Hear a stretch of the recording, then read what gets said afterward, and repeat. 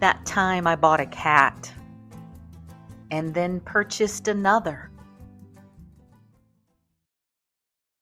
These cats are a delight, my mother said, holding the stoic, fluffy lump of mostly grown and always unbothered Indigo. What did we do before they arrived? She asked. I really can't remember what we did before the two Siberian kittens joined our house. This past year has seen so many changes, and I feel like a gooey caterpillar right now, waiting for spring to take flight.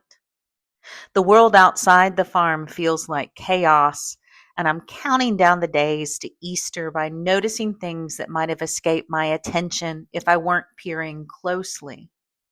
The henbit that grows green and low throughout the fields, the way the sunset stays bright long enough for me to finish throwing hay and locking up, the way Gideon, the older of the two house cats, positions himself before dawn on the bathroom counter and stares out through two large windows to greet the day.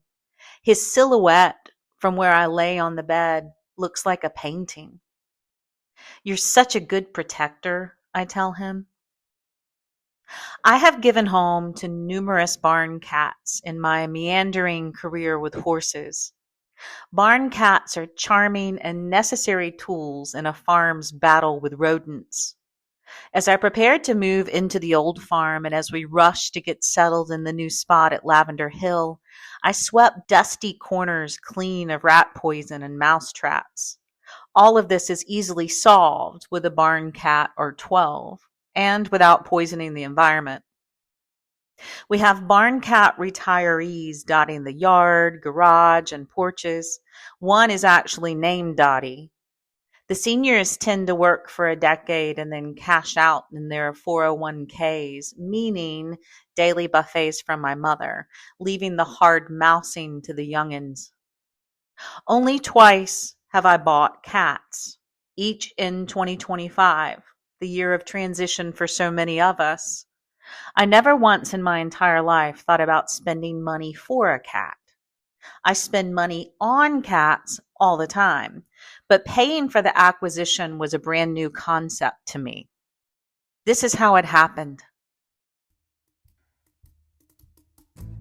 Stable Roots is where I write from the center of my life with horses, the land, grief, and rebuilding. If you value writing that supports ongoing efforts to keep farmland alive and vital, I'd love for you to stay. You can subscribe for free to receive new essays in your inbox each week, or choose a paid subscription to directly support my writing and the ongoing stewardship of Bramblewood Stables at historic Lavender Hill. Your readership makes my work possible. I'm so glad that you're here with me.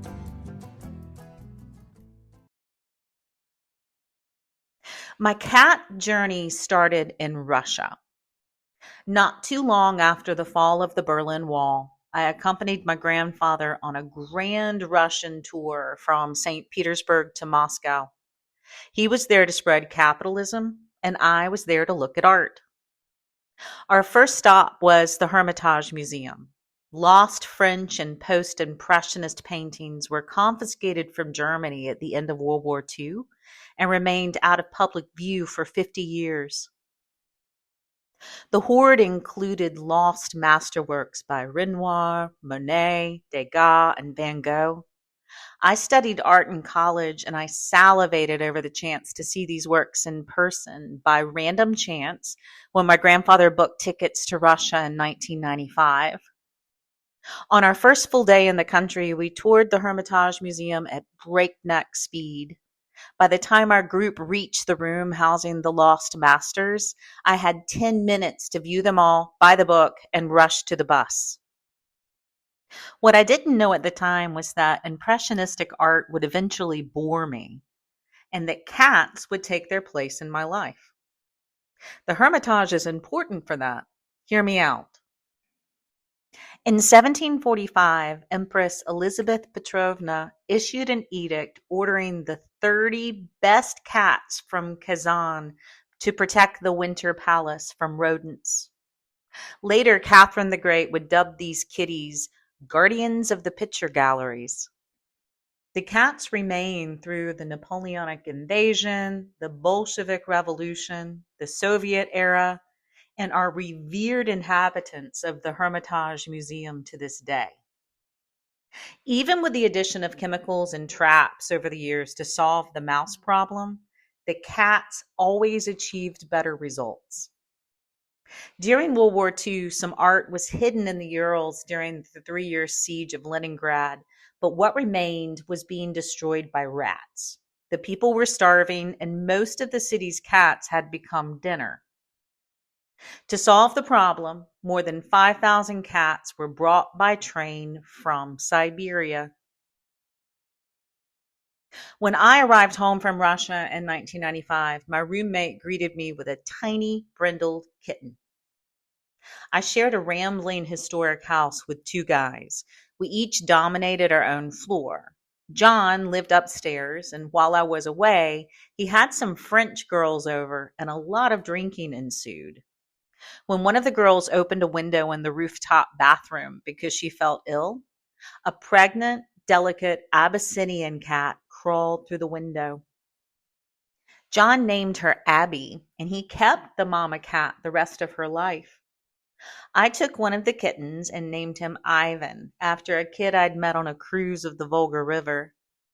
Ivan, the kid, would pop his collar when he saw me coming and practice American pickup lines while I judged his accent and tone. He taught me Russian phrases. I coached him in English.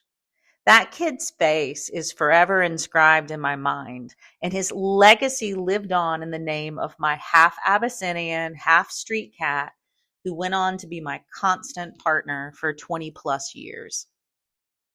Ivan the cat, sometimes Ivan the terrible, and also Ivan the very, very bad, knew me better than I knew myself. He was always waiting for me to catch up. He slept on my pillow and allowed me to play with his feet.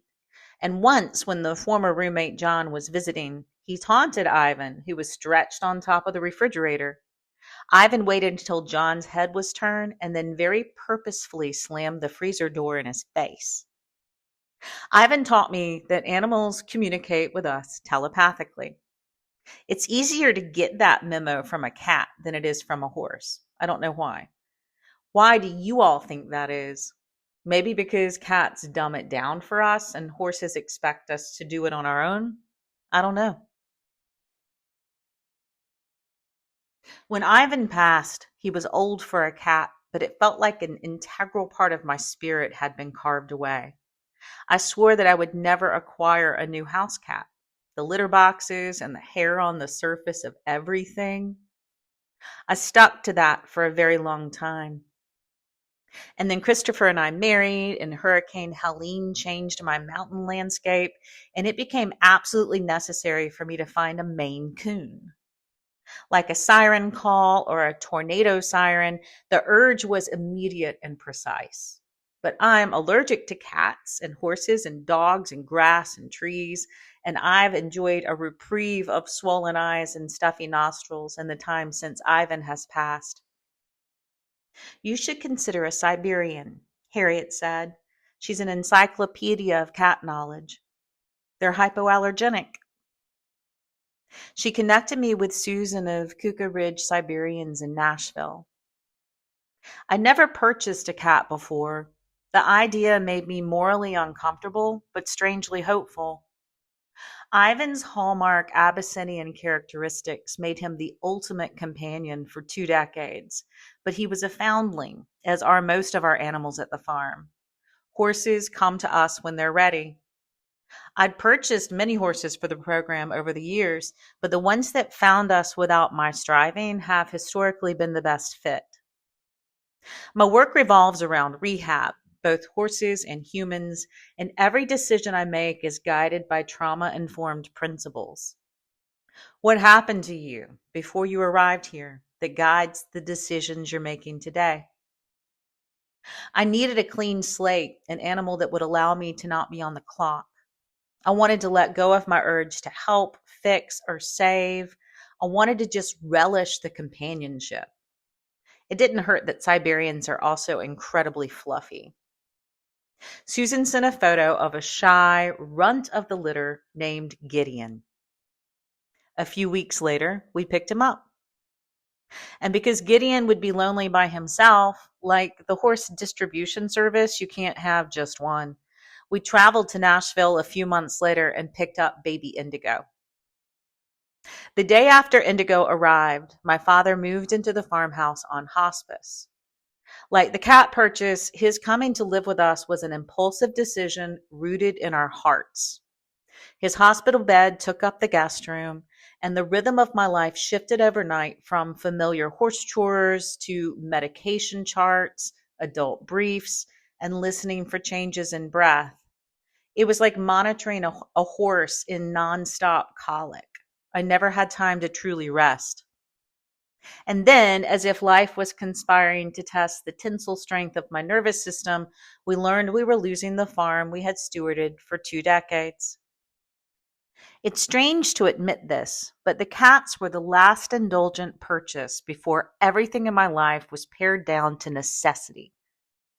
After Indigo, all spending stopped. We tightened the budget until it felt like a tourniquet. I counted hay bales and payroll cycles. We measured fuel in miles and time in invoices. Stuck in small acts of survival, we did the most rational/irrational thing of all.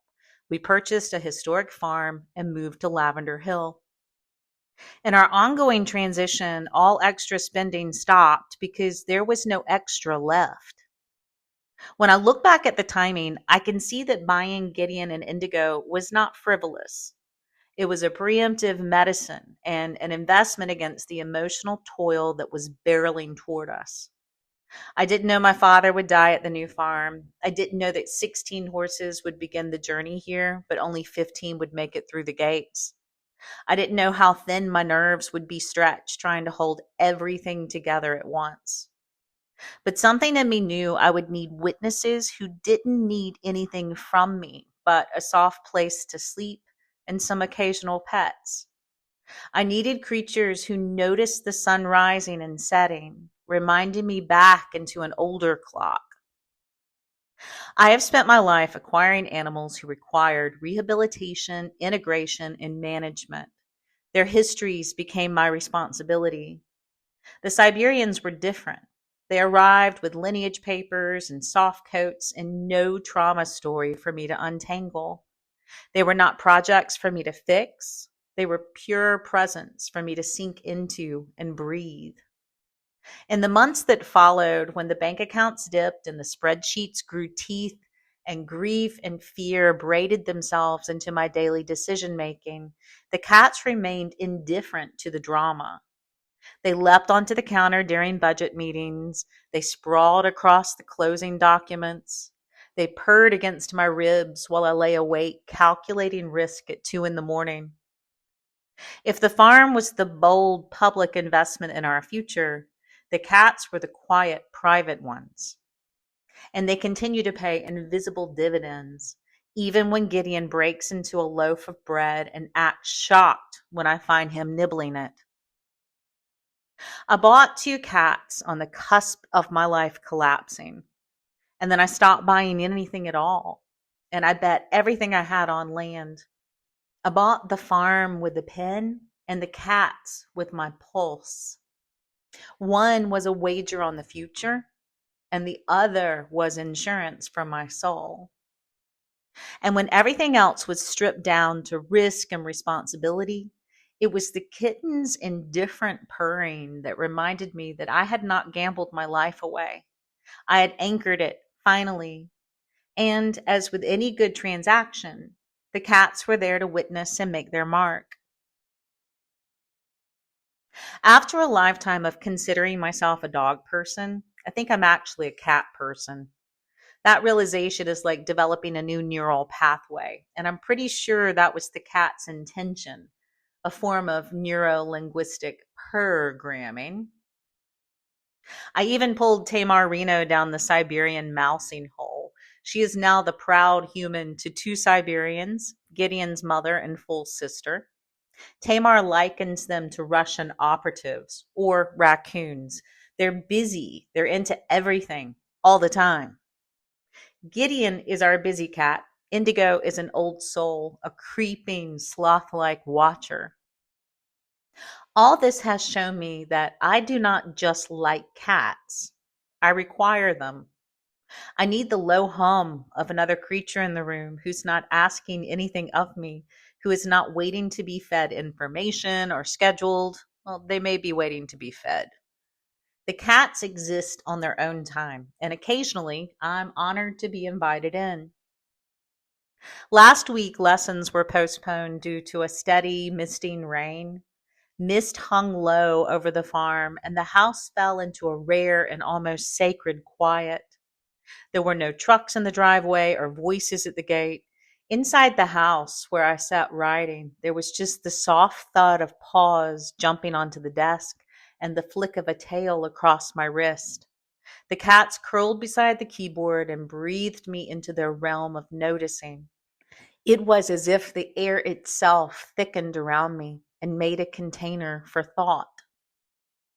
The cats moved through the rooms like old house spirits, weaving between sentences and reminding me that writing is a practice of sitting still. In that waiting, things begin to surface. It's impossible to be still on a farm, which is funny because I built this life to have time to write.